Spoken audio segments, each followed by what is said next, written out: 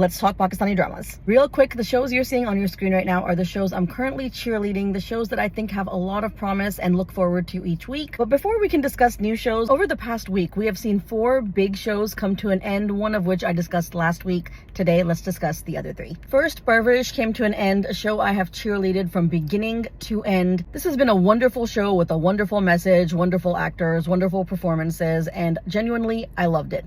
But at any point, did you guys feel like Parwarish was maybe doing too much? Yeah, I did. At some point, it almost felt like it was checking off boxes, and I really just needed the focus to be on Wali and Maya's individual journeys, showing how they came from different backgrounds and how those backgrounds affected their professional and personal lives. And I think the show did do that successfully. I just didn't need these other issues being tacked on. Now, I saw criticism somewhere about how Wali and Maya didn't get a good, solid romantic scene in the final episode, and honestly, I don't agree. It was either in the third last or second last episode where Maya tells Wali she needs to focus on her education, and he says, "Are you breaking up with me?" And she replies something of, "Do you think our relationship would end over something like this?" Wali and Maya had entered a phase where their relationship was strong enough, but Maya needed to take a break to focus on her medical education, which is tough, and she didn't need distractions like romance. I thought that was well done. We know that Maya goes on to become a doctor, we know that Wali succeeds in his musical career, and later on, through Savera Nadeem and Noman Ijaz's characters, we find out that the two are now engaged. Speaking of which, I love Noman Ijaz and Savera Nadeem's performances in those last 2 episodes. I love the entire cast. They were phenomenal. Honestly, I don't have a lot of criticism for Parwarish. I thought it was an excellent show. If you haven't seen it, it's one of the best of 2025. Next is Shirin Farhad. Again, this is a show I loved from beginning to end, whether it was the retro aspect of it, the love story set within the Pakistani film industry, the costumes, the OSTs, the performances. It was all great. And yet,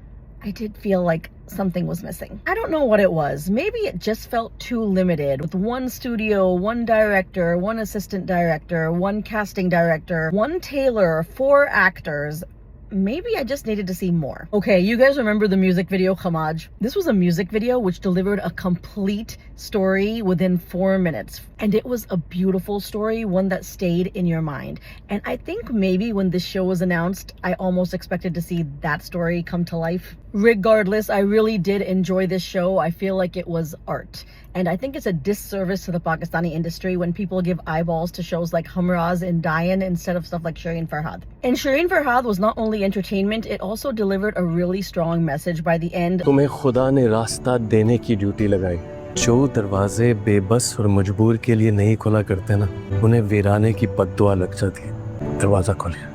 The industry needs to be open to people from all walks of life. That applies to every industry, whether it be the Pakistani drama industry, Bollywood, Hollywood. I know everyone likes to make this whole discussion about nepotism, but really, this is the conversation that needs to be had. How difficult is it for outsiders to actually break into the industry? By the end, Farhad takes over the role of Sultan, a director who gave chances to outsiders for the love of the craft.